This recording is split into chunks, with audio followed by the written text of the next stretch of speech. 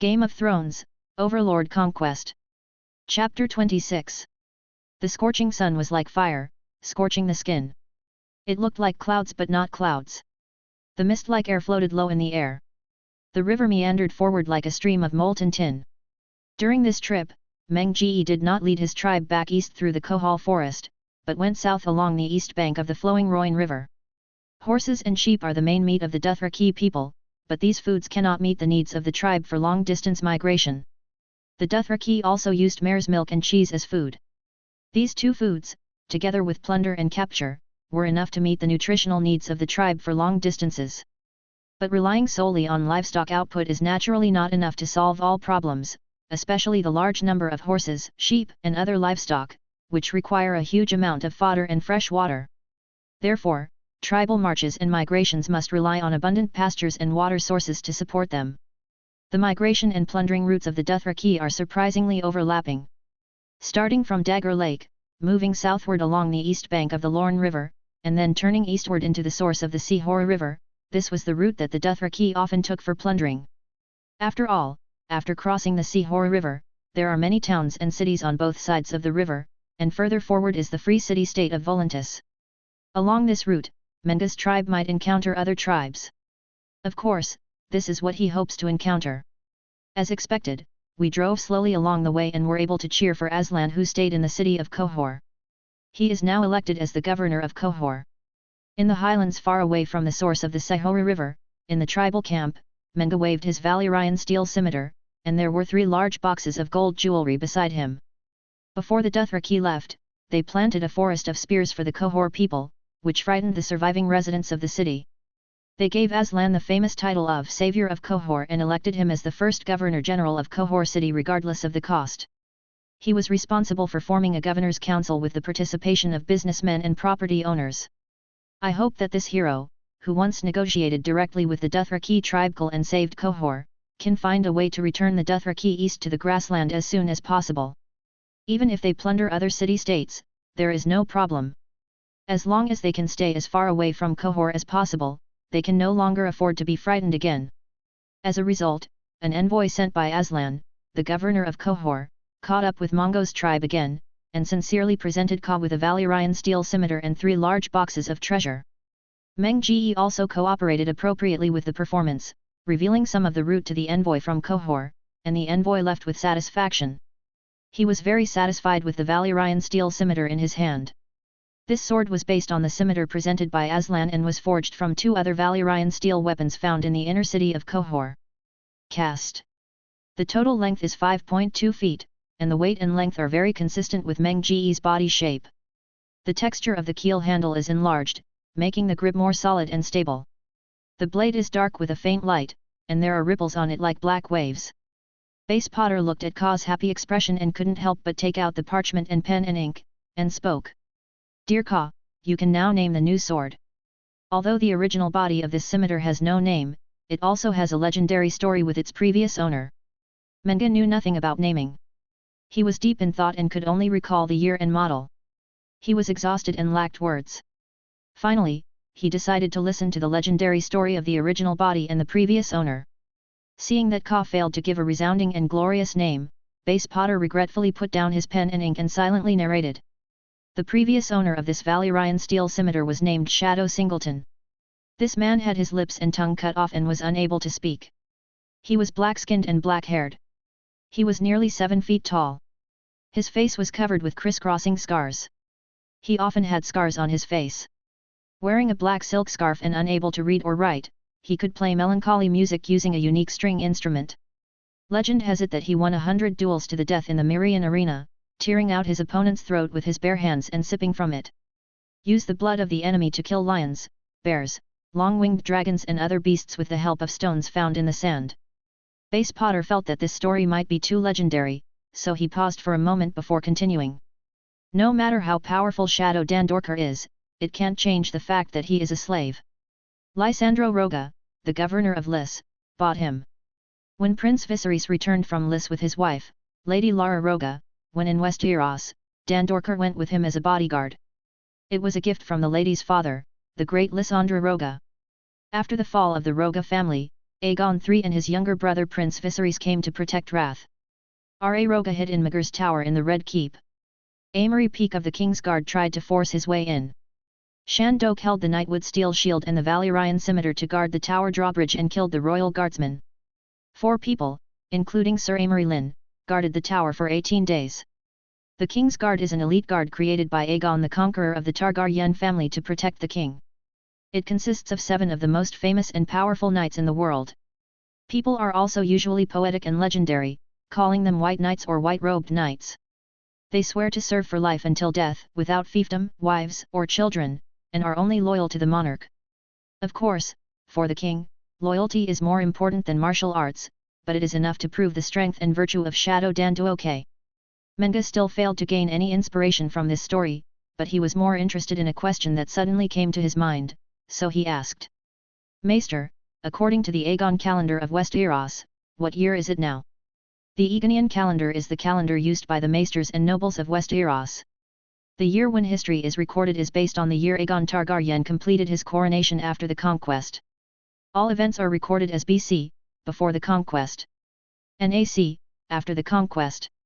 Although Bath Potter has been in Essos for nearly 20 years, he has always paid attention to Westeros on the other side of the narrow sea.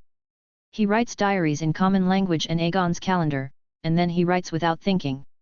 He replied calmly. In 297 AC, perhaps people will experience the longest summer in memory.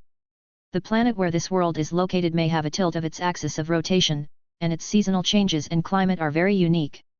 To put it simply, although there are seasonal changes here, the length and frequency of the seasons are full of unknowns and unpredictability. A season can often last for many years.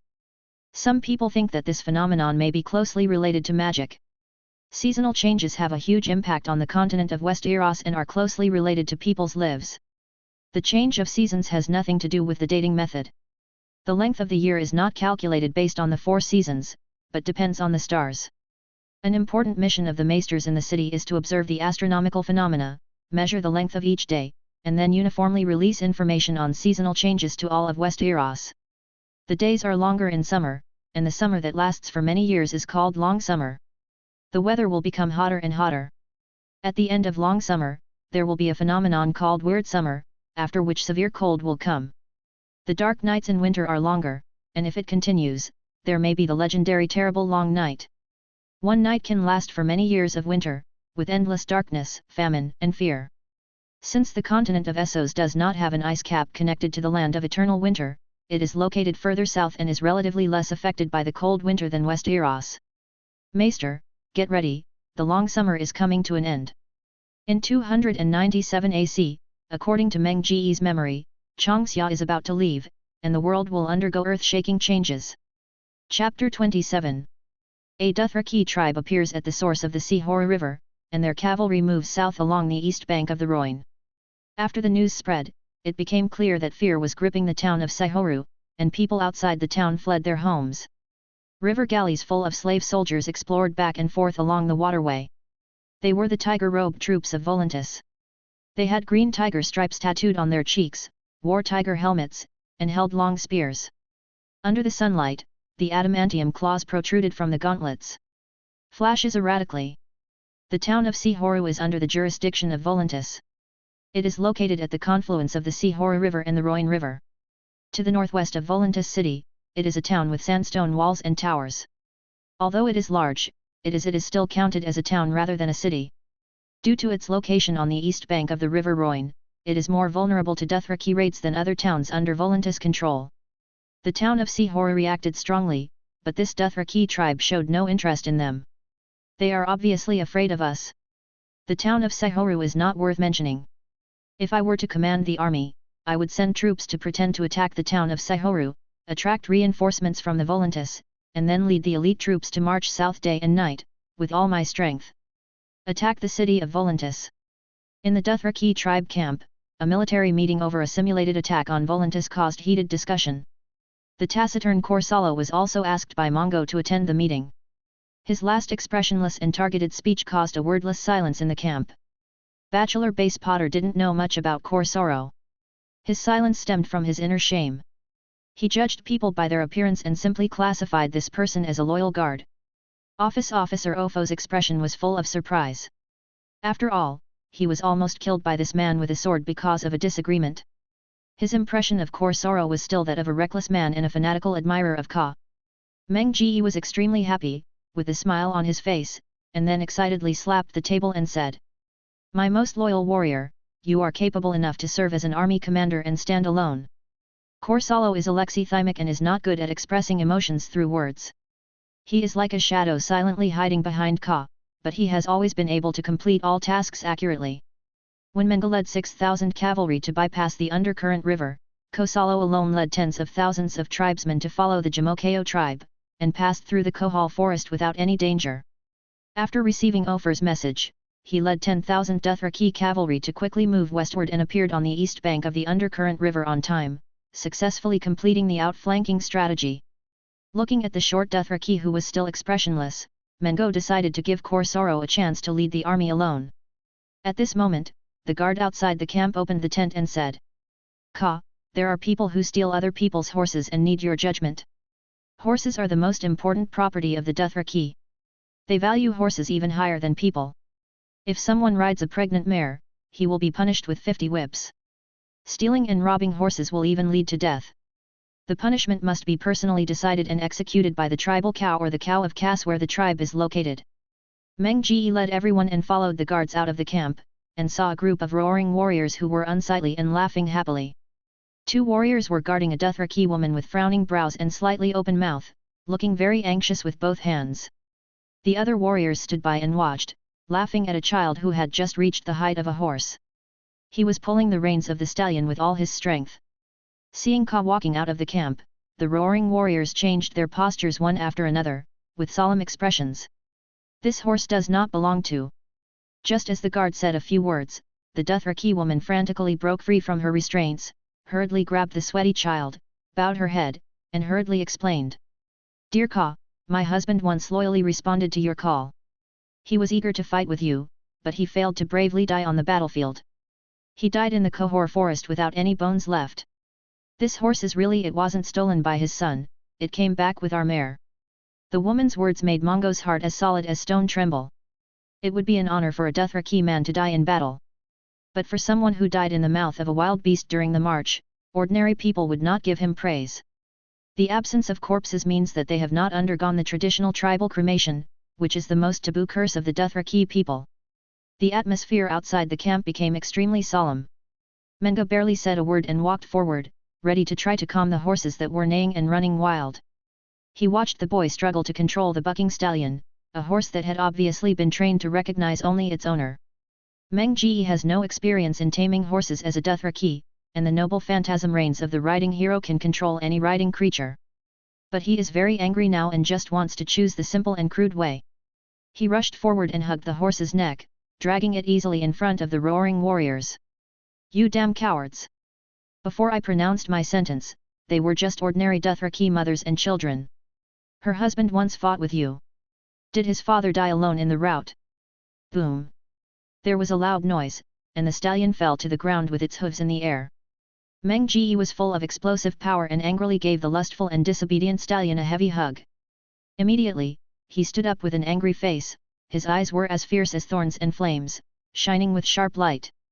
He glanced at the roaring warriors again, his expression showing no forgiveness, as if he wanted to keep all these people's faces in mind.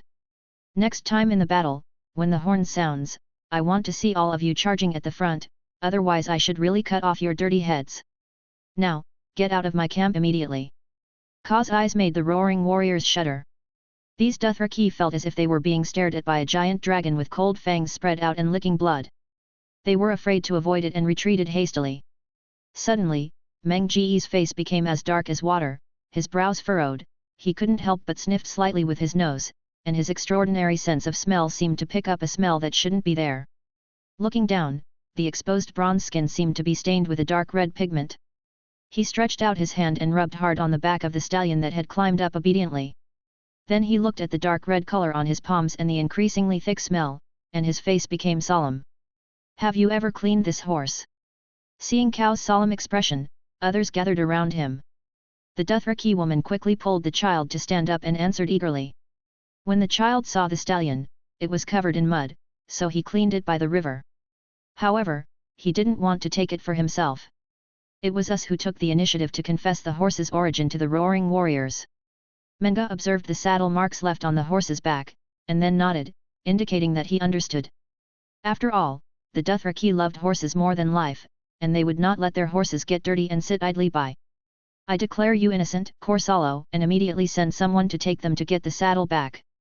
Ofer, count our patrol scouts to see if anyone has not returned.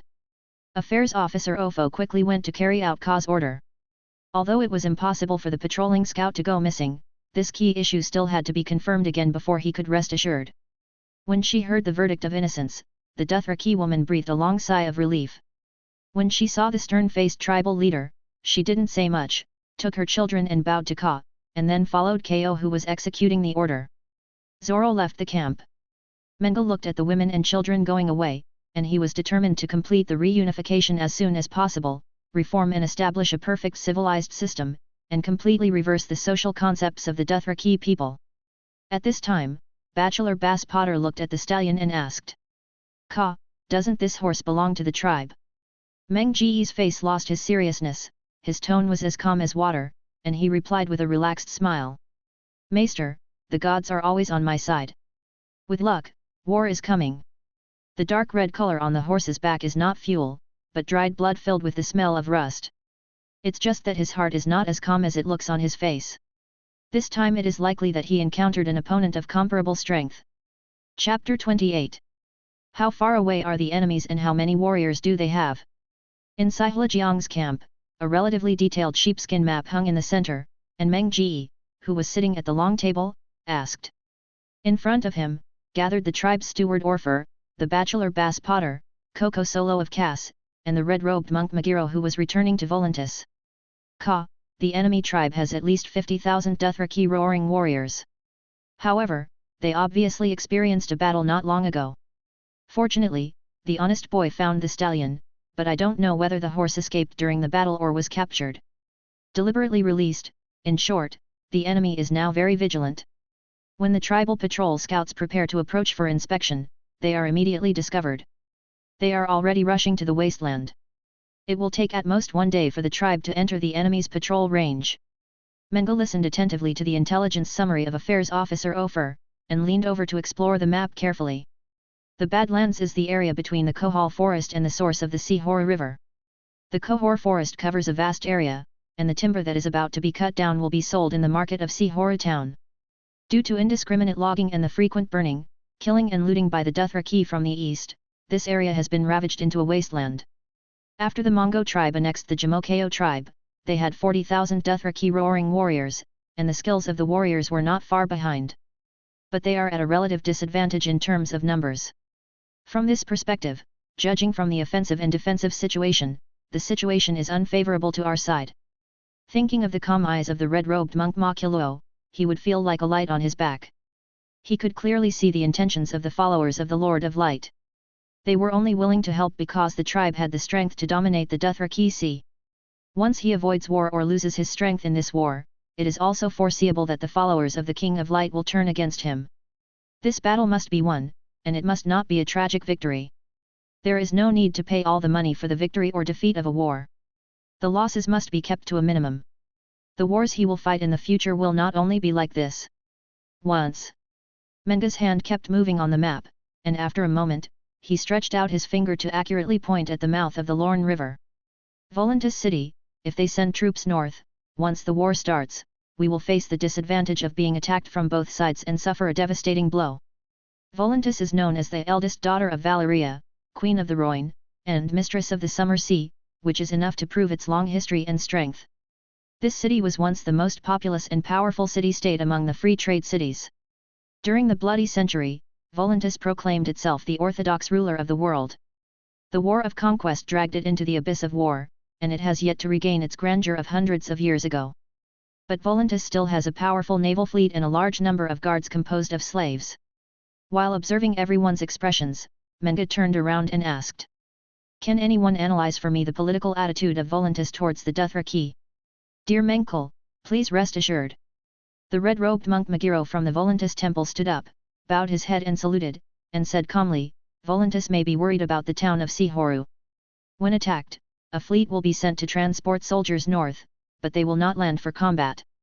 Mongo pointed to Volantis on the map and asked, "How many warships do they have in their fleet?" The red-robed monk Makulo looked stunned for a moment, and then replied thoughtfully. "The Volantis fleet may number more than 300 warships." "What about the army?" "More than 10,000 tiger-robed troops, 3,000 cavalry, and elephants." Meng looked helpless, sighed and said, "Volantis has such outstanding strength, but you told me that they will only send troops to protect themselves and will not launch an attack." Makulo always maintained a calm attitude and said in a calm tone, "In the arena, if a gladiator helps a tiger to kill another tiger, he will not be able to save his life intact. Similarly, the Volantis will not help the Horse King to defeat another Horse King. In doing so, the gain outweighs the loss."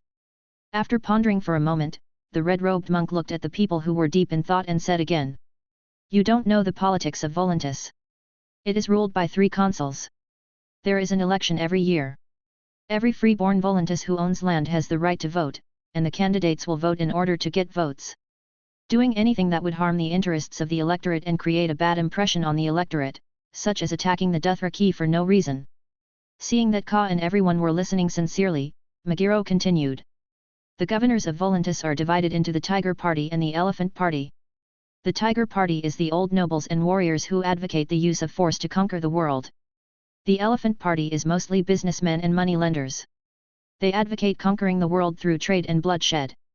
Century, the Tiger Party was in power, but in the end their ambitions were overexpanded and they failed miserably. Their control over Volantis politics was also greatly weakened, and their reputation plummeted. It was the Elephant Party who led the war-weary people to overthrow the Tiger Party's rule. After the war, for hundreds of years, the Elephant Party has controlled the politics of Volantis, occupying at least 2 consul positions, and to send out troops for expeditions or carry out any mission, the 3 consuls must reach a consensus." "I agree with Megiro's statement." Ofer, the steward, seemed to understand Volantis's political logic. He stood up and bowed and said, "Ka, the consul needs votes, but the voters are tired of war. The Elephant Party advocates only those who are against the war can gain a majority, so Volantis will not participate in irrelevant wars." "Dear Khal, I have a different opinion." Bachelor Bass Potter immediately stood up to object. His eyes when he looked at the red-robed monk suddenly became particularly frivolous and pointed. "It's unimaginable. The huge Westeros only 1 king is needed, but little Volantis needs 3. Meng understood instantly and said to Magi Luo with a serious expression, "The mood of a king is uncertain, and the thoughts of 3 rulers are even more difficult to fathom. Perhaps the appearance of the Dothraki will irritate the Volantis. At this time, the political situation has not changed in 300 years. It's very likely that will change." The red-robed monk stared at the burning flames expressionlessly, as if he could glimpse the phantom of the future. After a long time, he answered, "Dear Khal, there is no need for you to think too deeply. The political system of Volantis is quite complete.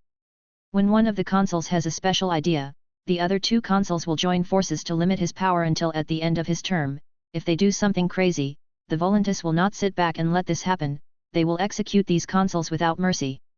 Seeing that Meng seemed unmoved, the red-robed monk Makulo glanced at the flames again, then stepped forward to face Khal directly, and said with a serious expression, "Volantis, there are many followers of the Lord of Light.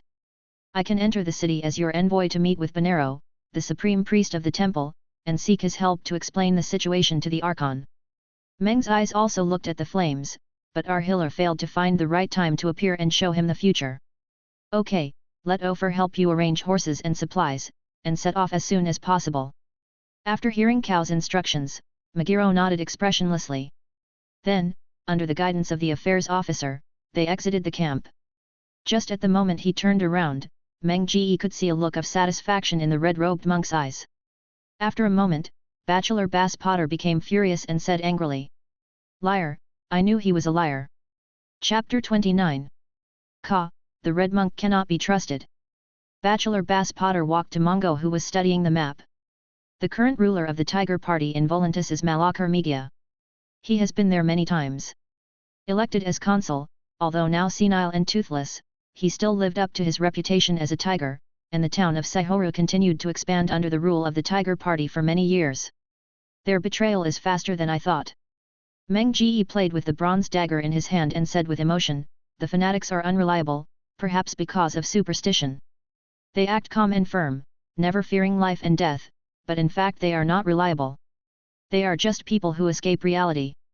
When they encounter difficulties, they will only seek help from the gods. If the gods do not respond, they will face the problem with a pessimistic and negative attitude. Destiny is not controlled by gods. There is a huge difference between faith and superstition. Fanatics believe that everything that happens in the world is controlled and arranged by gods, and their destiny has already been destined by gods. Meng laughed and said, Maester, tell me the real situation. Base Potter did not return directly. He pondered for a moment and slowly spoke. The politics of Volantis mentioned by Megiro are not much different. Ever since the war-weary people led by the Elephant Party launched a riot to overthrow the Tiger Party government, they have indeed been controlling the government, and the consul candidates will let their slaves sleep with the voters. Just to win their votes. Immediately, the bachelor changed the topic, slapped the table angrily, and continued. But this state has lasted for nearly 300 years. The Elephant Party's rule has not brought the city-state out of the abyss of war. Instead, it has sunk deeper and deeper into the quagmire of decline. The conflicts and disputes within the Volantis are like those that have been silent for 300 years. The crater, and in recent years, the signs of volcanic eruptions have become more and more intense. The reason behind everything is caused by Bonero, the supreme priest of Arhillar. Meng did not answer, but was still exploring the map in front of him. His eyes were filled with calmness and a growing sense of confidence, as if there was some kind of groove in his chest. He reached out and carefully planned the plan. After confirming that it was correct, he put down the bronze dagger in his hand, turned to look at Base Potter, and said with a smile. Although Sihora Town is afraid of the Dothraki tribe, they will choose to flee their homeland and send fleets full of soldiers to patrol along the river. However, they will not send people to beg for mercy.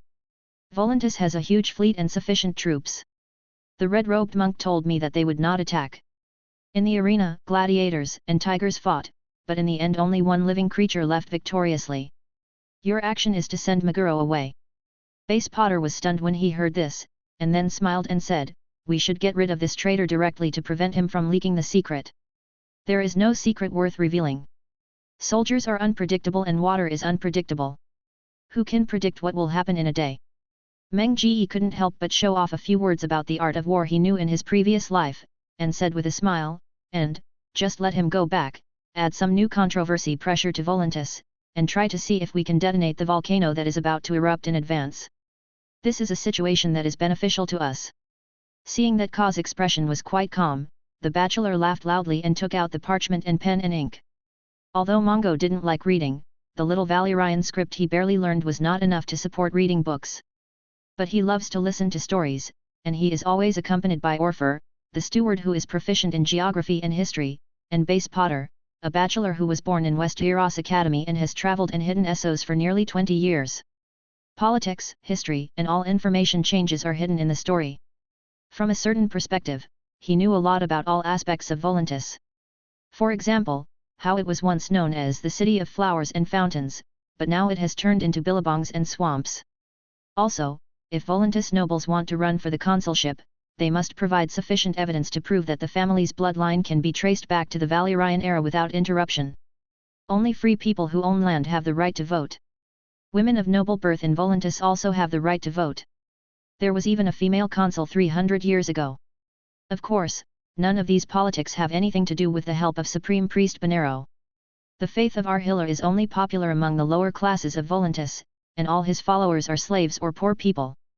Not to mention Bonero's involvement with the noble governor, I am afraid that even ordinary voters are too lazy to pay attention to him. If the red-robed monk Maculo can really persuade the Supreme Priest Bonero to provide help, the result will only become more and more chaotic. After all, the governor of Volantis may have long wanted to get rid of the followers of Arhillar quickly. At least half of Volantis's army, the Tiger Robes, are followers of Arhillar, and the temple also has a 1,000-man armed force known as the Hand of the Holy Fire. Supreme Priest Bonero also often preaches in the Great Square, and his arrogant remarks have caused violent conflicts between Arhillar followers and believers of other religions. At this moment, Ofer, the steward, struggled to help a pale, exhausted Dothraki cavalry rush into the camp. He was also sweating coldly, panting from exhaustion, and it took him a while to speak. Khal, this patrol scout saw the enemy's army marching on the road, so he took the opportunity to sneak in, find out the enemy's message, and escaped overnight to report the news. Hearing this, Meng quickly stepped forward and helped up the patrolling cavalry, his expression showing heartfelt gratitude, his eyes full of expectation and eagerness, and he said, "My loyal warrior, you saved the tribe, what is your name? Even if the enemy is at hand, he will not forget to reward those who have contributed to the tribe." "It's Drogo. He has led his tribe to bypass the hills in the southern part of the Qohor forest. He has gathered the warriors of Khaz and a total of 60,000 Dothraki roaring warriors to attack the Sihora River. It can be reached in 2 sunsets. Arrive." The already weak Dothraki cavalry did not name their names, but insisted on making an inspiring attack declaration. "Khal, lead the tribe to attack. We can also mobilize 40,000 Dothraki warriors." The grey-bearded steward Ofer was not to be outdone, and even the bachelor Bass Potter was eager to try. "The people of Qoror have just presented you with a Valyrian steel scimitar. You have not yet drunk the blood of your enemies. Unexpectedly, Drogo has arrived. Dear Meng, I swear a sage's oath to assist you with the rest of my life. When the horn sounds, I will move forward for you." Although Korsala was silent, it could be seen from his hand touching the scimitar. The passionate scene in front of him aroused a wave of excitement in Meng heart. He had already made a complete plan for the war. His mind even considered longer-term issues than war. Horse King Drogo came all the way to destroy the tribe. Mongo wants to unify the Dothraki, and the opportunity cannot be easily lost. There must be a fight. Chapter 30.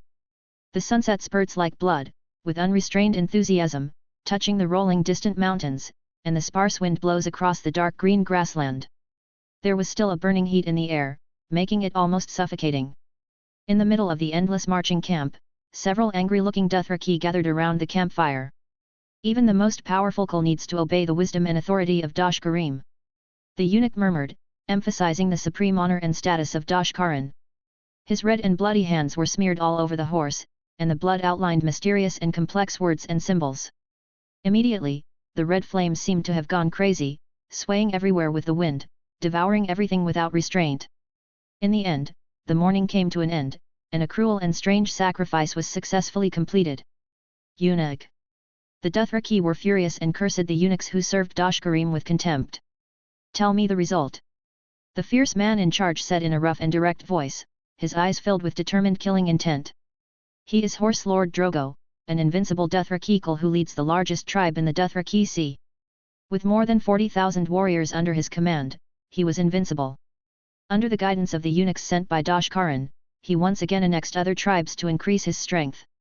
Drogo is a tall and strong man, with the typical bronze skin of the Dothraki, black hair, a long beard, and fierce and tough black eyes shining under the thick black and sharp arched eyebrows. The most eye-catching thing is his braid, which is full of bells and can reach down to his thighs. This means that his braid has never been cut once, and Drogo has never lost a battle. Dear Khal Drogo, please travel southwest as soon as possible to search for your prey," the eunuch urged. Drogo didn't know why Doshkarim wanted to kill the great conqueror in the ancient Dothraki prophecies, but Khal must recognize the status of Doshkarim and respect the prophet who predicts the future and interprets omens for the Dothraki. Of course, more importantly, he always wants to fight against the strong. Conquering the legendary steed that rides the world, he will become the most powerful Dothraki Khal ever. Have you ever observed how wolves hunt, and how we Dothraki tame wild horses? The source of Sihula River. Everyone looked at Menga in confusion, and they were deeply surprised that Khal suddenly talked about unrelated things such as hunting and horse training at such a critical moment. It sounded as if it had nothing to do with the war. Meng flexibly fiddled with the bronze dagger in his hand. His fingers were like spiritual wolves walking in cruel and dangerous conditions, and unruly wild horses that jumped tirelessly. He ignored the surprised and puzzled looks from everyone and continued. When hunting, wolves are like leading troops in war. They are smart and tenacious, and they don't care about death. The most important thing is that their tactics are changeable. They can detect, lure the enemy, disrupt, and surround.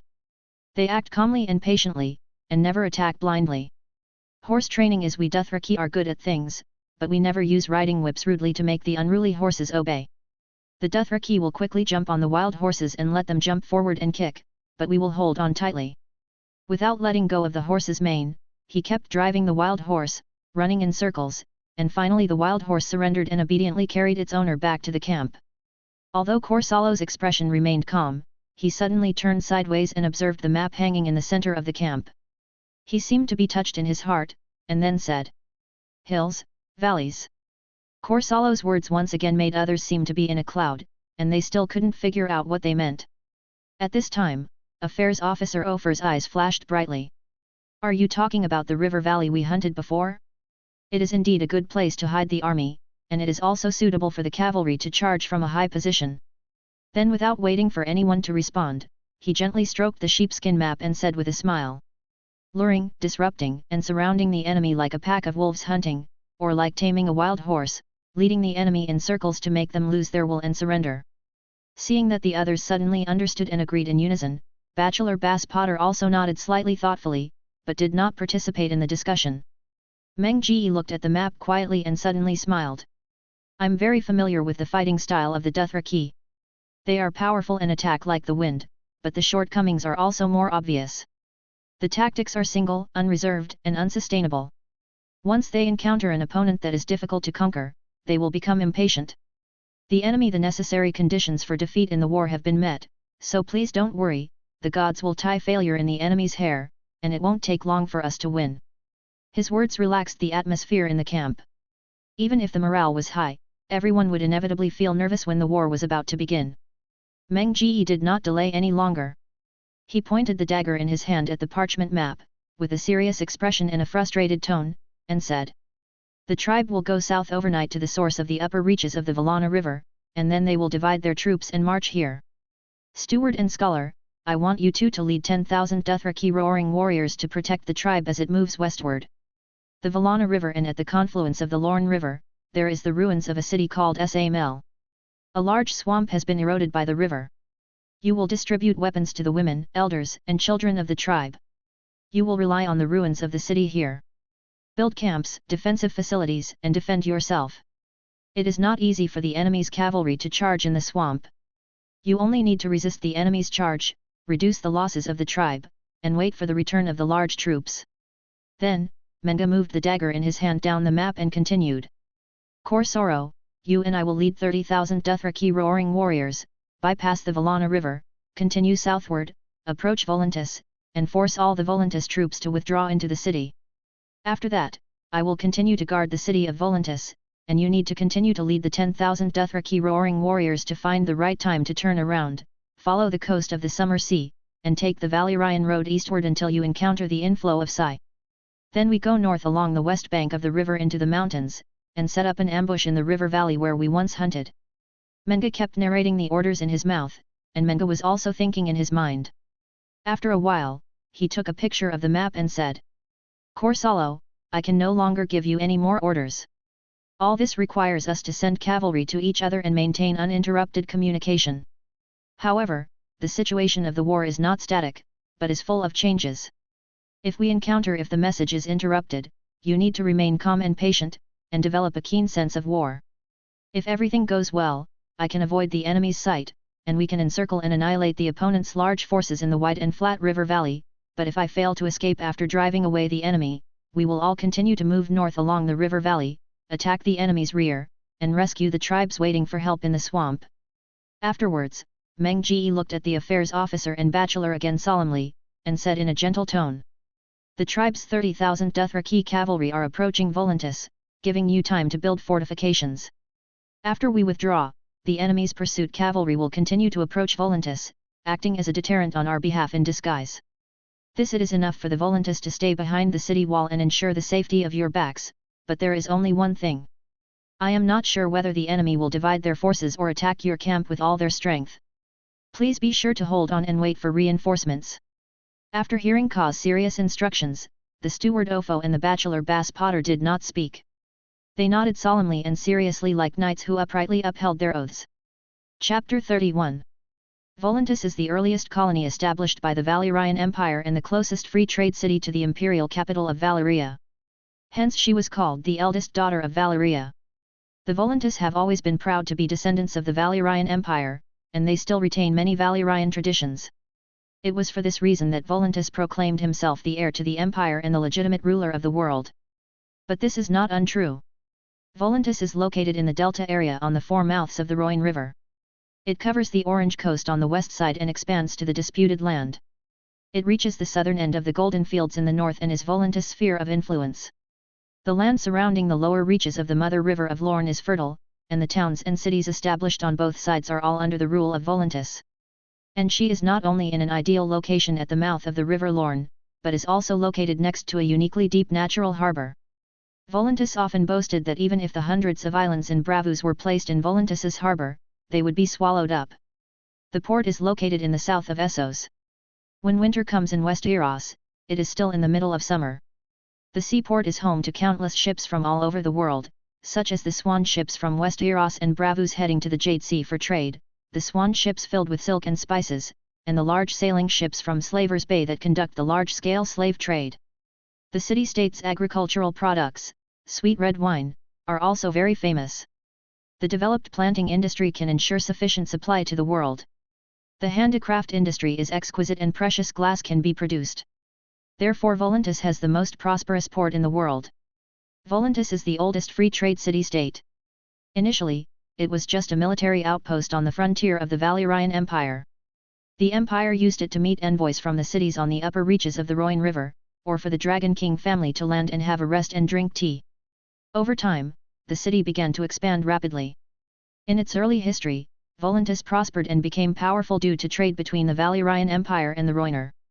In the end, the ancient city of Sahoy, which originally dominated commerce and was dominated by the Rhoynar people, suffered heavy losses.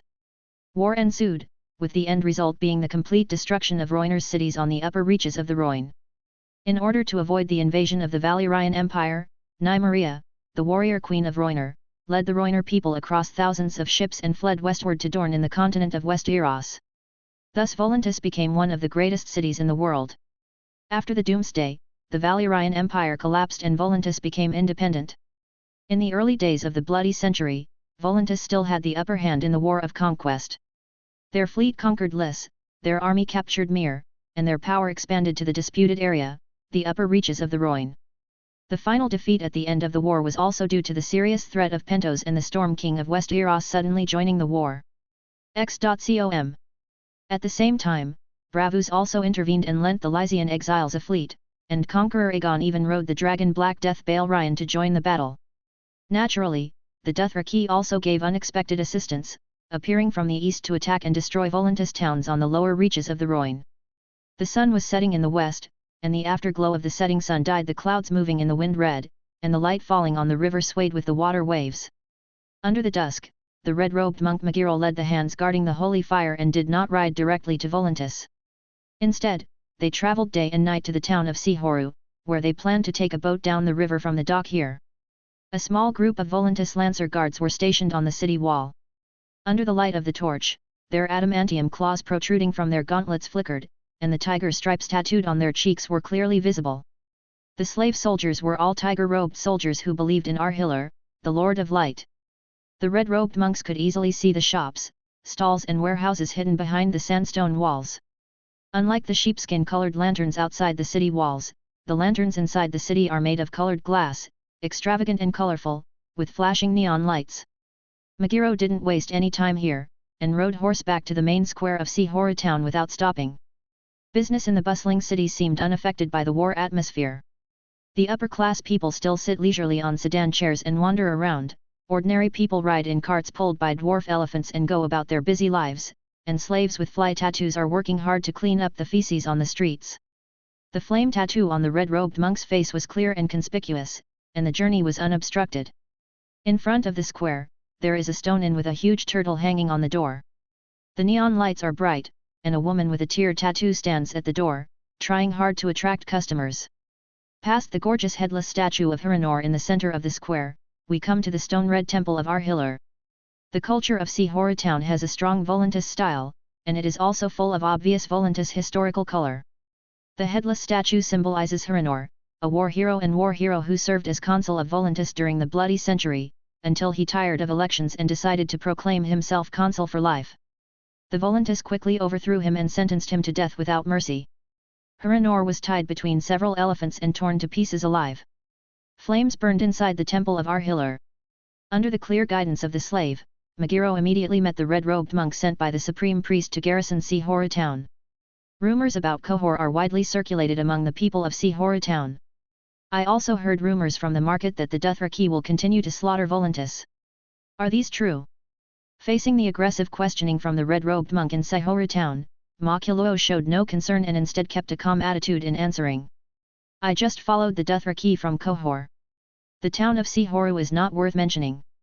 Kulmengo has no interest in them. Now we need you to prepare a ship for us immediately. I have to rush to W.A. Lantis meets the supreme priest. After hearing these words, the restless mood of the temple priest of Arhillar gradually calmed down. He immediately sent people to guard the Volantis slaves with tiger stripes through the river gate, and arranged a southbound ship for Megiro and others at the dock. The atmosphere of war enveloped the docks, and warships filled with slave soldiers kept passing by to protect the waterway. The governor of Volantis seemed to believe that the Dothraki were eagerly approaching the town of Sihora, and they kept sending warships to transport soldiers north. In full view of everyone, the red-robed monk Megiro and the Hand of the Holy Fire did not shy away. As if they were in an uninhabited land, they successfully boarded the warship that transported the soldiers and headed south back to Volantis. Late at night, there was a sultry humidity in the air, and the battleship swayed gently with the random breeze and mist. The crescent moon in the black sky is hidden in the misty clouds, giving off a strange halo, like eyes peering into the world. At this time, bursts of rapid noise suddenly came from not far away. People were shouting, the oars were vibrating, and the noises came and went, long and shrill. The warships carrying soldiers heading north urgently changed direction, and the wide waterway was filled to the brim. The red-robed monk Maculo, who had stayed up all night and was on the road, vaguely heard the shouts of the captain and sailors. The Dothraki have marched south to Volantis. Chapter 32.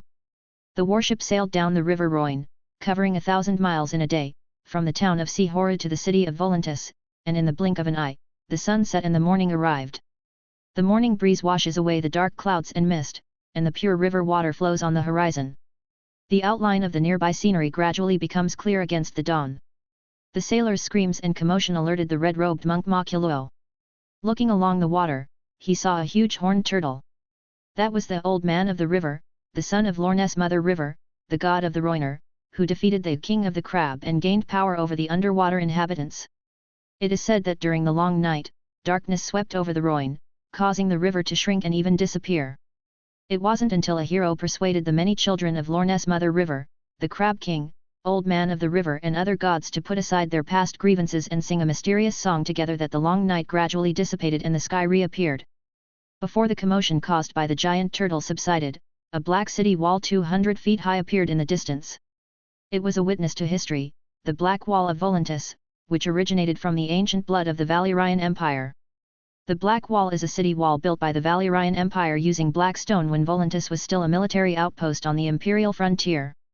This is a building material of unknown origin. It was once thought to be made by the Valyrians using dragon fire, but in every corner of the known world, wherever there are ancient wonders, such black stone buildings appear mysteriously. The towering tower that stands in the old town of Westeros has its base as a square labyrinth fortress made of melted black stone. There is no archaeological evidence that the Valyrian people have ever been active in places as far away as the old town.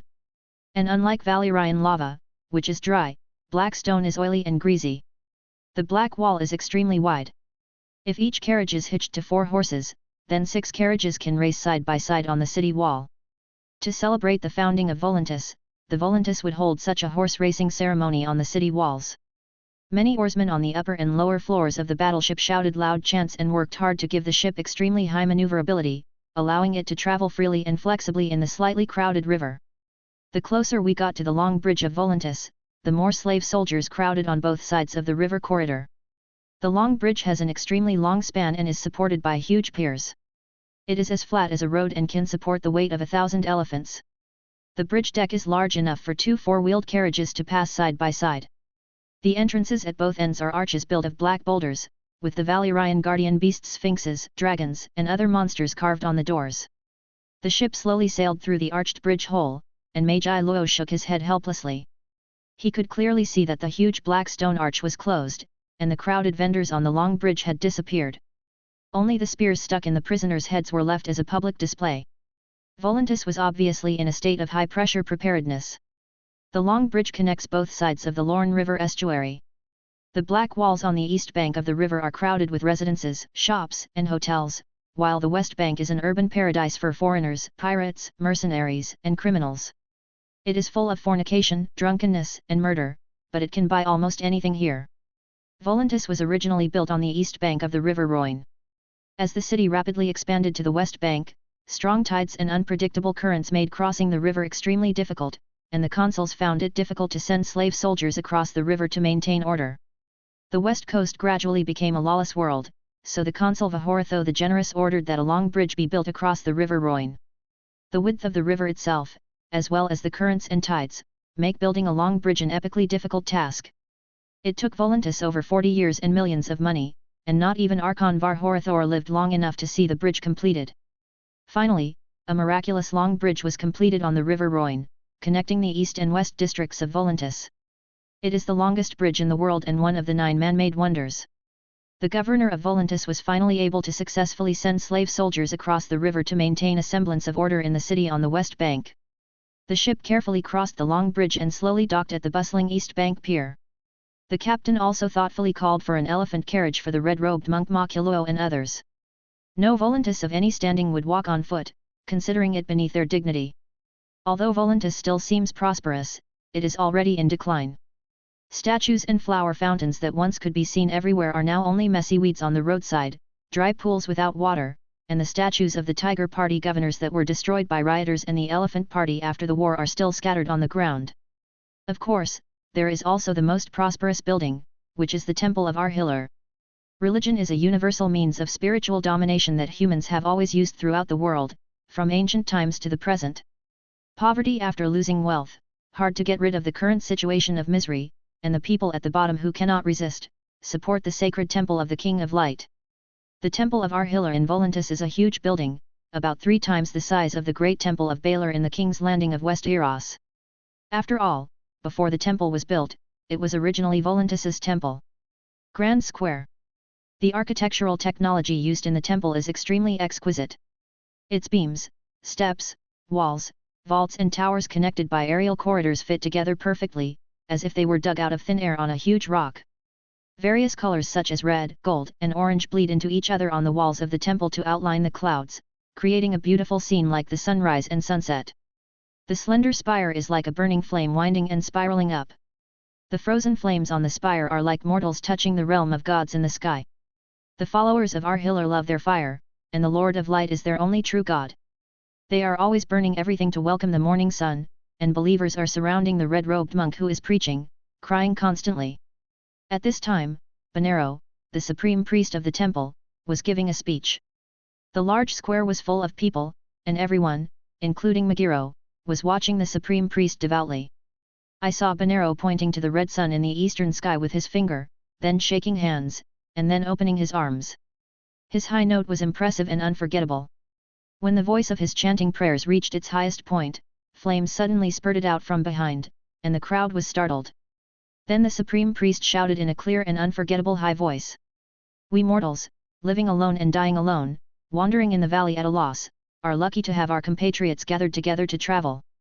Fortunately, God has blessed us. Compared with the horror, coldness, and darkness that is coming, your so-called war outside the city is just children's play. Ancient gods unknown to mortals are gathering power. The terrifying, evil and powerful dark power is difficult to contend with, unless the upright people be able to muster the courage to express your faith in the flaming red heart. See clearly the nature of the world, the truth surrounds you, everything is clear at a glance, the night is dark and everything is dangerous, the day is bright and prosperous, black and white, ice and fire. At all this, the women cried and the men shook their clenched fists. Chapter 33. Religion is a product of the development and evolution of human society, and it will inevitably develop and change with the development of social history. Based on historical materialism and the law of religion adapting to society, Engels divided the development of religion into primitive tribal religions that formed spontaneously, national religions founded by individuals during the heyday of slavery, and individual religions that were supported and promoted by global empires and developed into world religions. In this world, long before history was recorded, the children of the forest of Westeros worshipped nameless gods of rock, earth, and trees, now known as the Old Gods. The Rhoynar of Essos worshipped the Mother River Lorne, the Crab King, and the Old Man of the River. All of them are primitive religious beliefs similar to animism. The Green Seers and Children of the Forest are shamans of a sort who possess powerful magical powers and can converse with birds and beasts, as well as see through eyes carved into weirwood trees. Primitive religion has no preaching priests, pious prayers, hymns, or worship rituals. It is just a religion passed down from generation to generation. The faith of the seven gods is the most important religious belief in Westeros. People often simply call it the Church.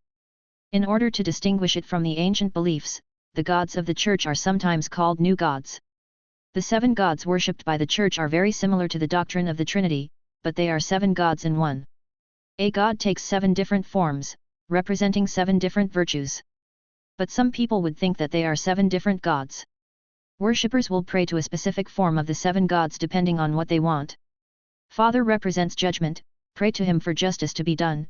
Mother represents love and nurturance, pray to him for many children or mercy. Warrior represents the strength of fighting, pray to him for courage and victory. And maiden represents innocence. Purity, praying to protect a girl's chastity. Blacksmith represents craftsmanship and labor, pray to him for the strength needed to complete the work. Old woman represents wisdom, people often pray to him for guidance. Stranger represents death and the unknown, believers rarely ask stranger for help, but often associate others with stranger. The continent of Essos has as many gods as there are peoples here. A person can find worship here of any god he can imagine. In essence, these are all polytheistic religions. Believers look to religion to help them understand humans' innate powers endowed by nature. In Essos, the faith of Arhillar, which has the most followers, is already a tradition that can be seen everywhere. It is a typical dualistic concept of light and darkness. The supreme priests of the Temple of Arhillar in Volantis have been committed to spreading the faith of the Lord of Light to the world and developing their religion into a world religion.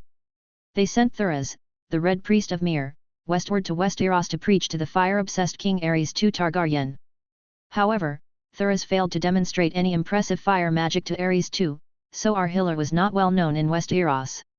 The current supreme priest Benero is no exception. He prays to the Lord of Light to show the phantom of the future and help find the reincarnation of Azor Ahai, the true ancient hero in the prophecy. Regardless of whether the world after long summer needs saving, he will do his best to encourage more people to support this hero. At this time, Benero's passionate speech had ended, and the shouts aroused by the surrounding people could still be heard, and the shouts of people resounded through the sky. The hands of holy fire guarded Megiddo and struggled to squeeze a way through the crowd to approach the supreme priest. Unlike Benero's high-pitched voice, he looks very quiet in person, with a tall and thin body, prominent facial features, and a bald head and milky white face covered with flame tattoos. With a pair of eyes that were as clear as crystals immersed in water, he stared at Makillo with warmth and softness. There was a light of unknown meaning in his pupils that inadvertently made the red-robed monk dare not look directly. Old and young horses, flaming steeds, and dark goats, real and false kings, I also see you, your stupid body standing numb among the horses, but unable to ignite the will of fire. After hearing the words of the supreme priest, the red-robed monk Makillo, who had no fear in the face of danger and had always maintained a calm attitude, could no longer hold on and felt extremely restless in his heart. The supreme priest did not give the red-robed monk a chance to enter the temple to negotiate. He seemed to have seen everything from the flames, or got all the information from other people. Then, he turned his gaze to the black wall of Volantis and said calmly. Within the black wall, the old nobles with ancient blood are now unable to eat and sleep restlessly. The archons sit anxiously commanding and controlling everything. Looking across Volantis, slaves stand to produce food, clean the streets, and guard the city walls. Charging forward, but do you think the consuls will really listen to what we are talking about? In their eyes, everyone outside the black wall is different from the humblest beggars and slaves. Supreme Priest Benero slowly approached the red-robed monk, stretched out his hand to caress Megiddo's lowered head, and continued. You see the long bridge connecting the 2 cities of Volantis. The flat bridge deck is like a smooth road leading to the world. You fail to see the arch made of black boulders that separates the order. The tall and thick black wall from the moment it was established, words were cut off. If you think too much about the temple, you will worry too much about Volantis. If you think too little about the Lord of Flame, Red Heart, and Light, your eyes will become more and more dull. Short-sighted. The residents of the Black Wall of Volantis call themselves Ancient Blood, and their ancestors can be traced back to the ancient Valyrian era. Foreigners and free people are not allowed to enter the Black Wall unless invited by the residents living there. Due to its location close to Slavers Bay, Volantis is not only a key link in the slave trade chain, they are also a major market for the slave trade, with the average Volantis freeman owning at least 5 slaves. Just like the currency used by Volantis, called Sparkle, it has a crown on the front and a skull on the back. For the creation of the brilliant coin, whose glory and crown are used on the front, and whose blood, tears, and life are used on the back. Mortals must make a choice, you and me, men and women, noble or poor, we choose light or darkness, justice or evil, we choose true gods or false gods, but there is only one hero, and we must choose the true hero, and he must choose light, justice, and the true God. The supreme priest looked directly at the sky, which was like a red sun burning with flames. His hands were crossed in front of his lower abdomen, and his high-pitched voice sounded unusually peaceful and tranquil. Megiro, go back to your Ka and provide him with guidance and help. The Lord of Light will guide you. Please remember that a king, a country, and a true God must find the king and agree to all his requests. Chapter 34. In the endless dark night, the soft gauze covers the sleeping wilderness, the fireflies flicker, and the light of the moon and stars complement each other, just like the Milky Way lying in the sky with fine quicksand. Under the dome, on the bank of the Valana River, the earth was trembling, and the long and winding jumping fire accompanied by the sound of unrestrained horse hooves swept over the mountains and seas. The Dothraki cavalry marching in the vast wilderness obviously had no intention of covering their tracks. People shouted and horses neighed, one after another, and they formed a whole. They surged in from all directions like an unstoppable wave, advancing rapidly, roaring and galloping. Resounding through the night sky. Meng rode his fiery red horse and rushed to the river first. He reined in the horse. He had no time to explore the situation of the Valana River. He immediately turned around and sat on the horse and tried to look to the rear. There was chaos there. He hurriedly rode towards the rear, and was relieved when he saw that most of the tribe's old, weak, women and children were also closely following the team. Now that the situation was urgent, he continued to gallop forward, shouting loudly. Ofer, Ofer! I'm here! The steward's voice came from behind the carriage arriving not far away. Everyone is okay, no one is behind. After hearing this, Meng Ji's anxious heart completely relaxed. In order to avoid being pursued by the enemy's probing troops, he asked the tribe to discard most of their baggage. Except for the tribesmen who could only ride in carriages, most of the Dothraki distributed weapons and horses to march with the tribe. They lacked the combat experience of rapid marching, and in the night it's easy to get lost and fall behind the pack. At this time, Base Potter also came over on horseback, staring at the group of carriages following the team, his eyes full of appreciation. Meng Ji, who was accustomed to life and death and had no regard for life, did not send many people to protect non-combatants, and the bachelor did not have the knowledge to command an army in combat.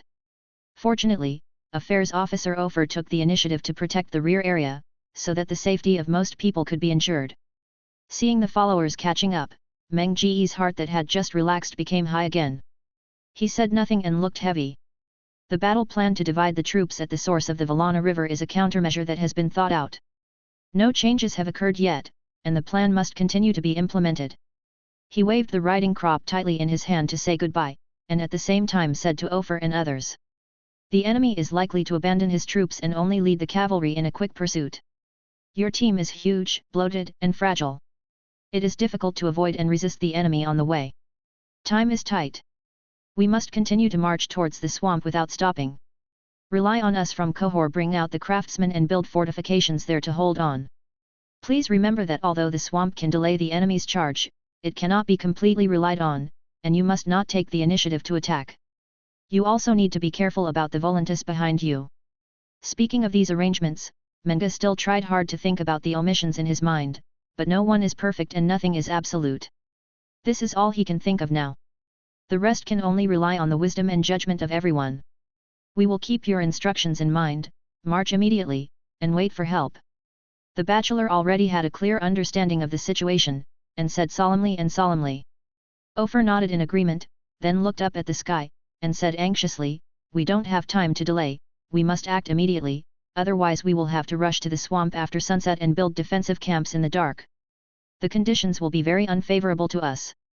Seeing that both of them were so calm and decisive, Meng didn't waste any more time.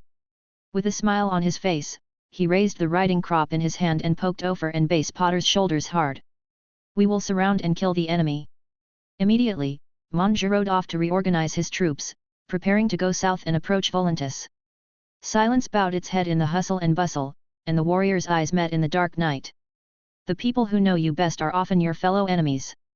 The people who are most familiar with the fighting skills of the Dothraki tribe are another Dothraki tribe. Silently scouting the battlefield, a group of reconnaissance cavalry quietly hid in the depths of the jungle.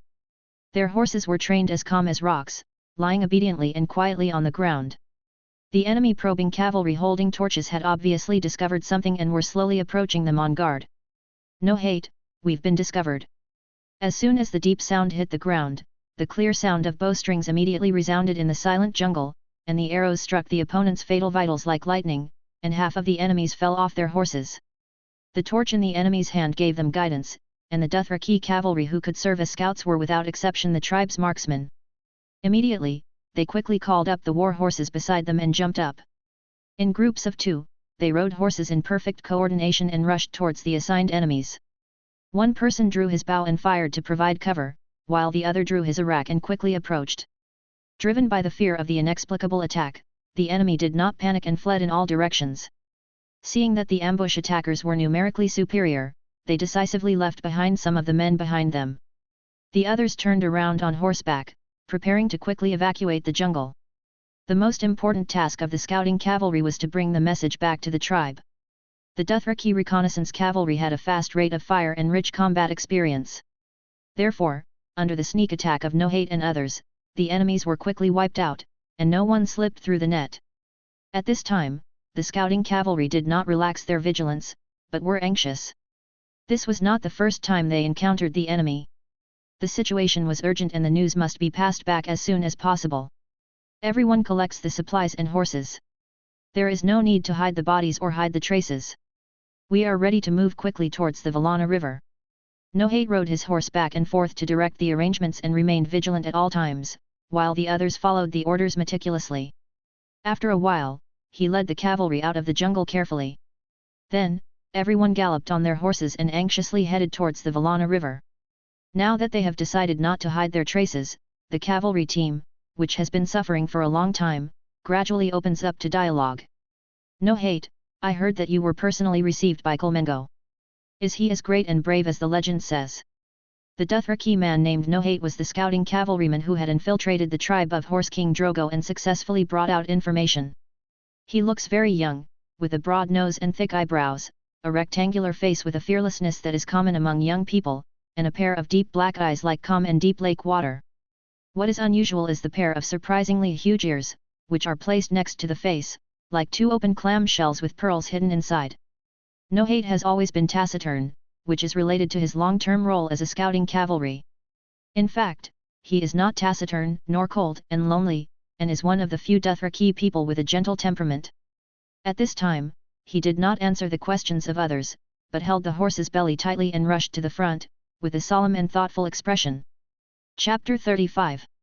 Volantis, in midsummer, has a humid and hot climate. At this time, 3 nobles wearing black hooded silk robes, their faces tightly covered, walked quickly in the fishmonger's square on the west bank of the Lorne River. Their outfits can't help but attract attention, but they obviously have a reason to do so. The air in the square was filled with a strong smell of fish, flowers, feces, and decay. But here is located the best tavern and largest inn in Volantis, the Merchant's House. It is a huge 4-story building overlooking the surrounding warehouses and taverns. Many deals are negotiated in the Merchant's House, which is the first choice for shippers, captains, and merchants from all over the world. There was a partition table in front of the hotel, and 4 men dressed as mercenary sergeants were calling every passing man or boy to join their team. The 3 nobles ignored the enthusiasm of these mercenaries, walked into the courtyard of the Merchant's House, and continued walking along the spacious sandstone road in the courtyard. Purple-green moss grows between the gaps between the stone slabs.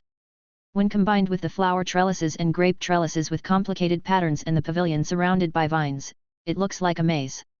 The door locks of the Merchant's House are renowned for their strength and are said to be as secure as a prison. The 3 nobles pushed open the door and walked into the hall, and the noises of dozens of different languages rushed towards them. The space inside the hall seemed spacious but crowded, and the overall appearance was much larger than most halls in castles and towns. But the lighting is dim, and the surrounding walls are dotted with intimate niches and hidden alcoves. Sailors, merchants, captains, money changers, shippers and slave traders from all over the world gathered under the blackened beams and cracked ceilings, lying and deceiving one another.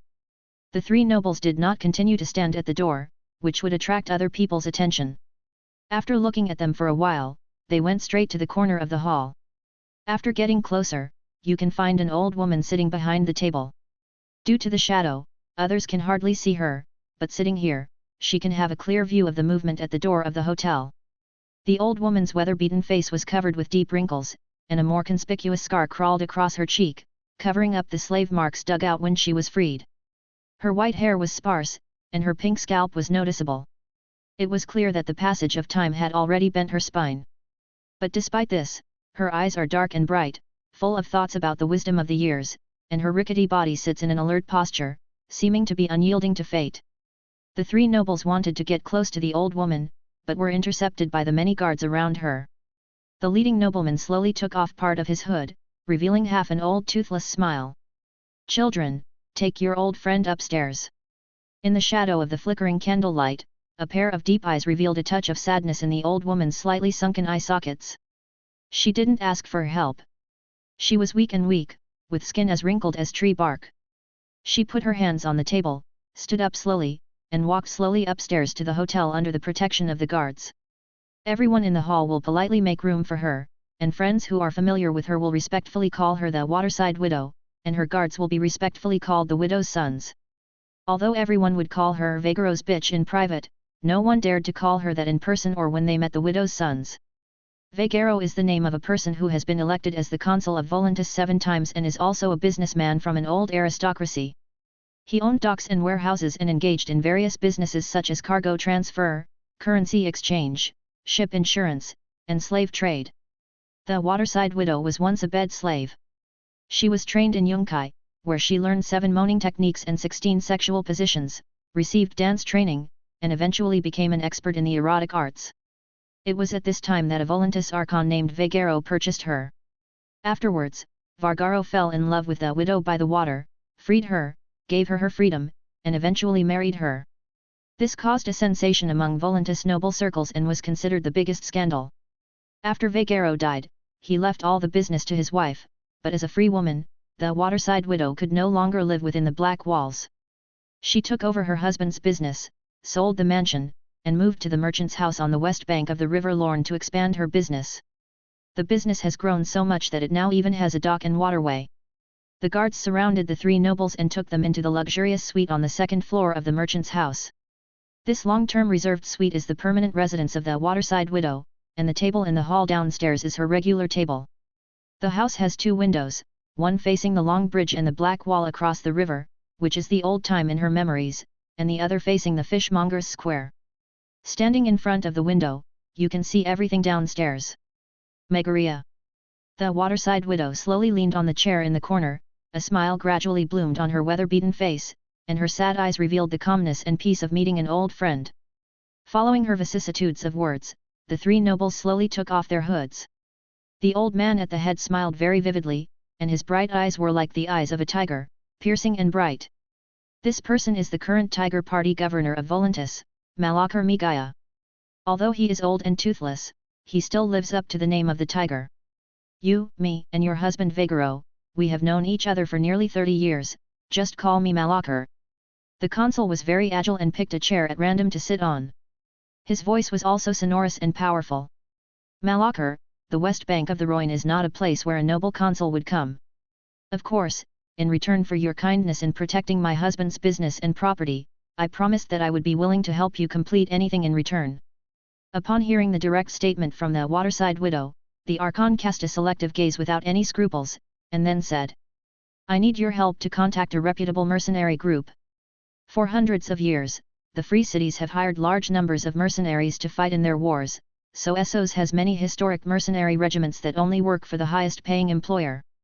Inevitably, most of them are lawless gangsters who are only proficient in robbing homes and houses, but there are also some mercenary groups that are quite self-disciplined and have good reputations. The waterside widow ignored the Archon's sudden fierce gaze, smiled softly, and said without thinking. You want me to help hire the Golden Company? Mercenaries have always had a reputation for being capricious, but the most honorable thing about the Golden Company is that they never break a contract. Their motto is words are like gold. Moreover, the Golden Company is also regarded as the most powerful of the major mercenary groups in Essos. Hearing the name of the Golden Company, Malachar waved his fist, but his words remained strong. Not only the Golden Group, I also need to hire other reputable mercenary groups in the disputed Stepstone Islands. The disputed land is an area southwest of Essos, and the Stepstone Islands are located in the narrow sea to the west of the disputed land. Among them, the disputed area is vast and fertile, and it was once extremely prosperous. The Stone Steppe Islands were the choke point for maritime trade between the east and west continents.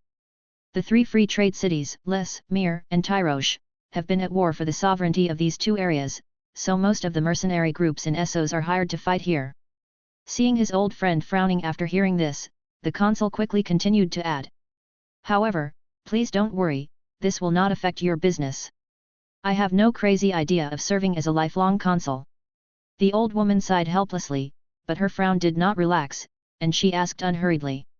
Within the Black Wall, do the other two Elephant Party governors know about this? They have agreed to authorize the hiring of mercenary groups. Malachar said with a resolute expression, the Dothraki are heading south and approaching Volantis. War is imminent. But the waterside widow remained unmoved, just staring closely at the face of the Tiger Party executive. She knew far more information than her old friend had imagined. Chapter 36. In the merchant's house, Malachar, the Volantis Tiger Party consul, has bid farewell and left. The west bank of the Rhoynar River is not his place to stay for a long time. My lady, will the Dothraki really attack us in Volantis? Seeing that the widow at the waterside did not refuse the consul, the guard couldn't help but ask. The human heart is like sea water, difficult to measure, and the same is true for the Dothraki. The old woman frowned tightly, and the scars on her face were crowded into a ball, which was hideous and terrifying. The deliberate deception of her old friend made it difficult for her to accept for a moment. Tiger Party a consul is never a person who is content with his duties and has nothing to do with the world. The waterside widow, who had a huge intelligence network, naturally knew that the Golden Company had rejected Malachar's mission to eliminate Bonero, the high priest of Arhillar, and his supporters. The Tiger Party archons did not dare to send the Tiger Robes guards to perform tasks, because most of the guards were followers of Arhillar. She also knew clearly the number of soldiers in Volantis, and these troops, relying on the defense of the Black Wall, were enough to resist the Dothraki attack. But if Malachar wanted to take the initiative to lead an attack, his troops would be slightly outnumbered.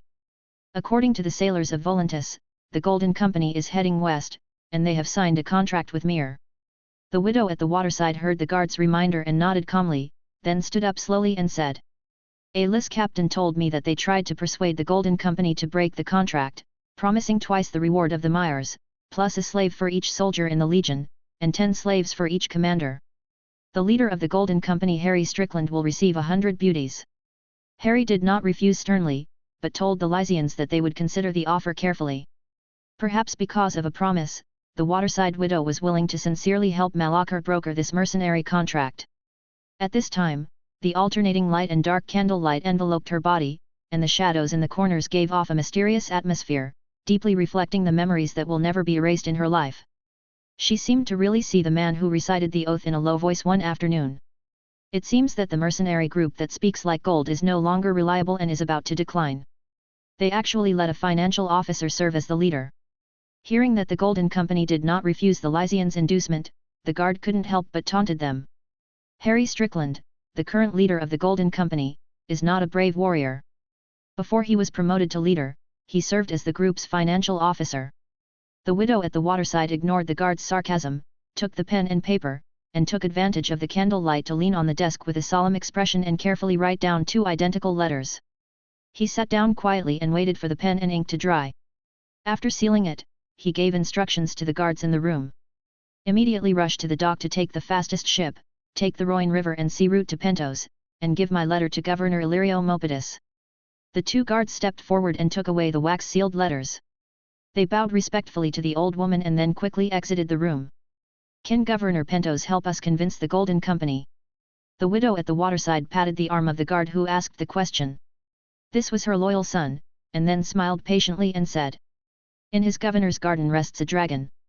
After hearing what she said, the other guards couldn't help but started talking about it. The beggar king.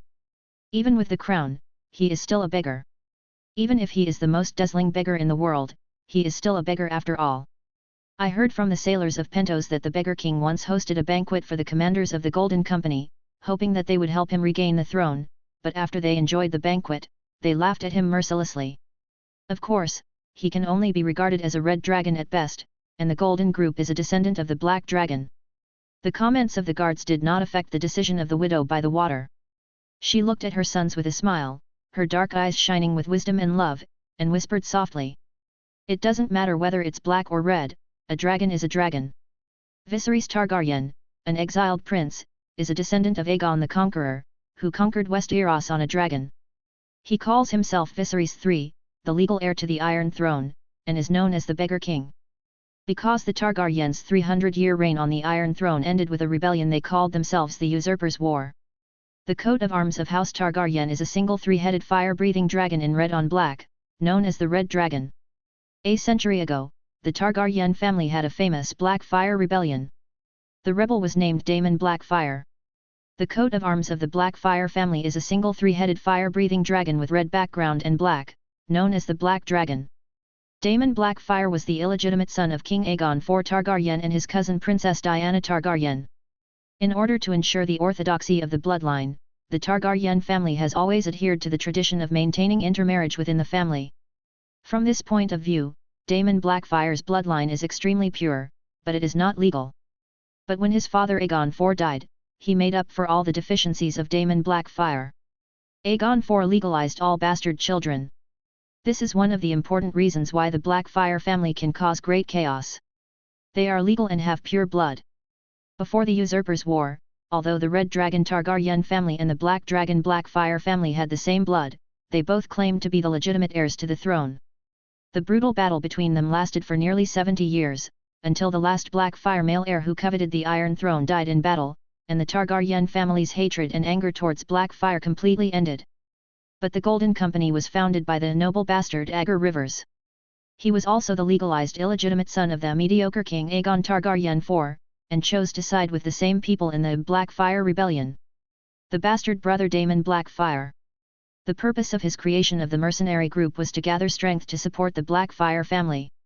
The members of the Golden Company were all exiles or their descendants who supported the Blackfire family. At the same time, the messenger from the widow by the waters sailed to Pentos. At the source of the Varna River, dusk is approaching. Nohate led a group of cavalry, guided by the sunlight, to find the scout camp where the tribe had stayed to keep watch. Fortunately, there was no enemy pursuit along the way, but after traveling day and night, everyone was already exhausted and exhausted. Even 2 horses were exhausted. After a moment of rest, Nohate lay on the grass, looking at the rushing river not far away with a worried expression. As a leader among the reconnaissance cavalry, he couldn't help but imagine a complete topography in his mind. The enemy's advance route seems to be slightly off, but if their destination is not the Sihora River near the wasteland, it is as accurate as predicting the future. After thinking about all this, Nohate no longer planned to stay in the camp to rest. He immediately stood up, woke up the whole team of exploring cavalry, took the water bags and food supplies prepared by the camp scouts, and hung them on the spare horses in the camp. Then, the whole team got on their horses silently and continued to go west. But Nohate didn't know that at this time, Khal Mengal had led 30,000 cavalry around the Valana River and headed south to approach Volantis. Chapter 37. The night faded away, and the light of dawn dipped into the soft and rolling clouds, making it look like a dream. Nohate gently shook off the fatigue from his body and carefully searched for the traces left by the tribe, but the bright green that he saw only made him feel dizzy. Along the way, the others had already fallen behind and he was the only one who was still gritting his teeth and persisting. At this time, in his hazy vision, he seemed to see another cavalry galloping towards him. The crisp sound of horse hooves told him that all this was real. The morning breeze blows, the morning glow reveals, and freshness comes oncoming. Who is it? Nohate was awakened by the slight shaking and quickly reached for the scimitar at his waist. Then a continuous vibration slowly came, and his hand fell out of control. Only then did he realize that his body was lying on a moving carriage. Secretary Officer, enemy. He finally saw the people following the carriage clearly, and quickly prepared to get up and report the abnormal information he had discovered. But Ofo shook his head and gently raised his hand to stop him. Have the enemies discovered our traces and are chasing the tribe? Nohate looked surprised, then nodded, and said. Our team of reconnaissance cavalry set out from the Sihora River and headed straight forward to search for the enemy's traces in the wasteland. We found nothing. However, the enemy had 60,000 cavalry and it was impossible to completely hide their traces. Moreover, we were returning to the Varna River. On the way, I encountered enemy scout teams several times, so I judged that they did not reach the wasteland, let alone march westward towards the Sihora River, but directly to the southwest towards the Varna River. Looking at the tired and pale Nohate, Ofer sighed helplessly and patted his shoulder gently. Thank you for your hard work, warrior of Ka, please stay in the carriage and rest. From seeing you returning so hard, I know that there must be a major change in the enemy. Now it is certain that the tribe has lost another day of preparations. Time. After explaining this, Ofer quickly rode towards the rear of the marching team. At this time, Bachelor Base Potter fell behind the team, staring blankly at the birds in the sky, and even at any people or animals passing by. When he saw the clerk Ofo coming on horseback, he came back to his senses and asked and answered. How did the enemy discover our traces? There are no spies or scouts following us. Are we really shape-changers?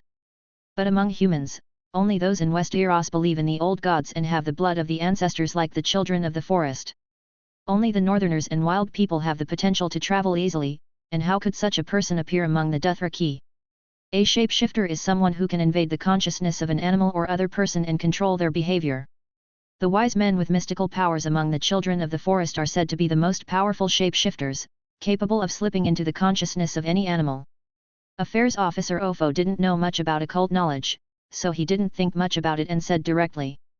Then it's not a shapeshifter, we'd better look for other anomalies. Abnormal.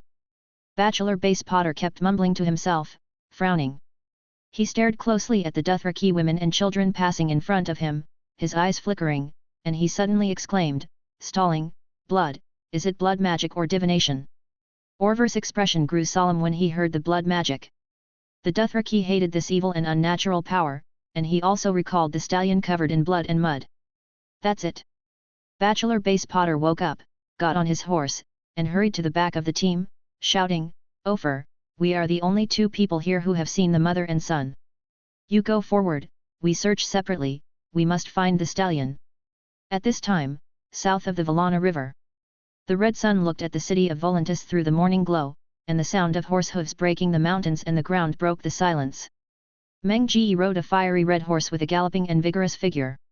He first appeared in the sight of the city wall defenders, followed closely by the unstoppable Dothraki cavalry that came in like a mountain torrent. This is an impenetrable wall.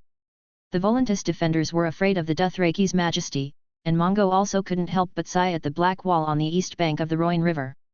He led the cavalry to rein in their horses and stop their advance 1,000 steps away from the city wall. This was a vivid display of the superb riding skills of the Dothraki. In front of the military formation, Meng calmly drove his horse and walked back and forth to observe. His extraordinary vision had already discovered that various defensive weapons such as giant crossbows and trebuchets were placed on the black wall. The bright and tranquil eastern sky is rippling with the blood-red light patterns of the rising sun. The bells of Volantis rang urgently, quietly breaking the peace deep in people's hearts. Meng turned to the east and faced the rising sun, galloping his horse, raising the whip in his hand high, and the thunder accumulated in his chest burst out. Dothraki warriors. Under the dome, 30,000 Dothraki roaring warriors formed mountains and seas. See the majestic figure of Khal riding a galloping war horse, and listen to his bell-like roar. They roared and raised the Iraq scimitars in their hands. In an instant, the shouts were like thunder, and the sound stopped the moving clouds. The sound of horse hooves, accompanied by the roar, echoed through the city of Volantis again. Under the leadership of Meng 30,000 roaring warriors turned around and headed north in a mighty manner. The part of Volantis that was truly surrounded by the Black Wall was just a huge outpost, inhabited by the old nobles. Outside the Black Wall on the east bank of the river are also crowded with houses, shops, taverns, docks and merchant ships. That was Volantis. As a free trade city, it was the area with the most dense population and commerce. At the same time, there was no indestructible defense like the Black Wall. But massacre and looting were obviously not Mongo's strategic goal this time.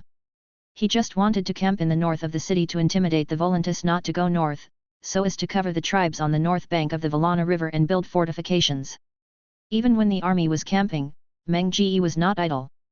He has now developed the good habits that a qualified commander should have. Whenever he goes to an unfamiliar area, he must first observe the terrain here. Valyrian Way. In the north of Volantis city, Meng stared at the spacious ribbon pavement made of lava that was half a foot above the ground in front of him, and he was stunned in place. He couldn't believe it. What he saw was a road extending straight north like a spear. Mongo confirmed that he clearly remembered every detail on the map, but it definitely did not include the road to the north of the city. There was only one Valyrian road heading east in Volantis, leading to Mirian in Slaver's Bay. This road leads to the Varna River. At this time, Meng heard a familiar voice again, and turned his eyes flatly to the red-robed monk not far away. Megiro still looked calm at all times, but he looked much more enthusiastic. He bowed respectfully to Ka and said with a pious expression, "Dear Mengo, guided by the Lord of Light and assigned by the Supreme Priest, I am here to help you." Meng shook his riding whip. The red-robed monk's previous behavior made him extremely disgusted, but now it is more important to understand the direction of this road. In silence, he rubbed the hilt of the dragon bone knife. Then, with a calm expression, he showed a gentle smile and said, "Makulo, you can explain to me in detail the origin and destination of this road." Chapter 38. This road leads to the Valana River north of Volantis and continues to the ruins of the city on the east bank of the Rhoynar, Sarmail. Meng was stunned for a moment after hearing what the red-robed monk said. Immediately, a flash of inspiration flashed in his mind, and he firmly grasped the hilt of the dragon bone knife. This road is not marked on the map. Is it abandoned? Under his deep and sharp gaze, Makulo looked calm and said calmly, "This Valyrian Avenue is the trade channel between Volantis and Sarmail. However, 1,000 years ago, Sarmail was destroyed during the First Turtle War. Therefore, on the map this disabled channel will no longer be marked." The red-robed monk who was paying attention to Kao's expression noticed the confusion on Meng expression and continued to explain. After the rise of the Valyrian Empire, it immediately expanded to the Rhoynar River basin. At that time, the peace-loving Rhoynar people lived here. They accepted and welcomed the Valyrian people to build a stronghold on the Rhoynar River. As Valyria with the arrival of merchants, adventurers, and exiles from Leia, some existing towns were gradually established on the banks of the Rhoynar River. The Empire also built the military outpost Volantis at the mouth of the Rhoynar River, and at the same time built a masonry connection to Sarm. The Valyrian road between Valyria and Volantis was used for trade, but at this time, the residents of Valyria in the town of Veloenths on the other side of Sarmel slaughtered a giant turtle called the Old Man of the River. This giant turtle is regarded as a god in the Rhoynar culture, which caused extreme dissatisfaction among the Rhoynar people and triggered the First Turtle War. Mayor was looted and burned, but the Rhoynar fought back. Even more intensely, their water wizards summoned floods that washed away half of the Valyrian colony. Meng face became serious, as if he was making some plans in his mind. After pondering for a moment, he then asked Megiro with a gentle smile. "The Rhoynar floods were so severe. Can this road still cross the river now?" The red-robed monk looked directly at Ka with his calm eyes, and responded with conclusive words. "The stone bridge is made of lava and is as strong as a black wall. Although the bridge deck is partially damaged, it is fully capable of supporting your army to cross the river." After hearing this affirmative reply, Meng burst out laughing and said, "Servant of our healer, did your trip to Volantis bring you good news for me?" Makulo's expression suddenly felt strange, and then he leaned forward to salute, his tone full of sincere apology, and said frankly, "Dear Ka, please forgive me for my deception. I think I am smart, wise, selfless, and pious. In fact, every step I take is not difficult to predict, and I deviate from the guidance of the Lord of Light. My mind is aimless, and war is coming. Before abandoning the honor and responsibility of proving one's bravery, loyalty, and cleverness." Meng did not respond in a hurry, but stared at the figure of the red-robed monk and fell into deep thought. Regarding Megiro's reappearance, he actually already had a guess in his mind. Religious believers have a strong sense of collective identity, a strong sense of belonging to the religious group, and the urge to devote themselves to their beliefs. They are more likely to become extremist than other groups. When they face calls based on doctrine from the leaders of religious organizations, out of identification with the leaders and fear of losing recognition, and more importantly out of respect for God, they will inevitably strive to be consistent with the religious leaders consciously, voluntarily, and even at all costs. The more religious a believer appears, the less trustworthy he is. When the interest demands of religious groups conflict with the king's requirements and cannot be satisfied, they are easily stimulated and instigated, pushing them to have impulsive and risky thoughts and behaviors, threatening the security of the king's rule. However, now we can at least determine the position and bias of Bonero, the supreme priest of the Temple of Ar-Hillar. Thinking of this, Menga's eyes towards Megiro softened slightly. Everyone has their own value, and the followers of Ar-Hillar are one of the keys to containing Volantis, and even opening the door to the Black Wall without bloodshed in the future. Servant of Ar-Hillar, you have not sworn allegiance to me, so I will not demand your loyalty. However, I have a task now that I need to give you specifically. Thank you for your kindness and mercy, please do as you please. The red-robed monk couldn't help but breathe a sigh of relief and quickly saluted and thanked him. I need you to return to the city of Volantis again. Mengo thought to himself for a moment and smiled, find a way to tell everyone that the Dothraki are only here to liberate the slaves in the city. When we enter the city, all the slaves will become a free man. Makulo stayed there with a look of fear on his face. It took him a long time to come back to his senses, nodded and said, Servants of the Lord of Light, obey your orders. The young Dothraki was far more terrifying than he imagined, and his ambitions were much greater than the vast Dothraki sea. Meng had no intention of paying attention to the thoughts of the red-robed monk. He led a group of cavalry on a warhorse and continued to gallop north. The true situation of this Valyrian avenue still needs to be carefully investigated.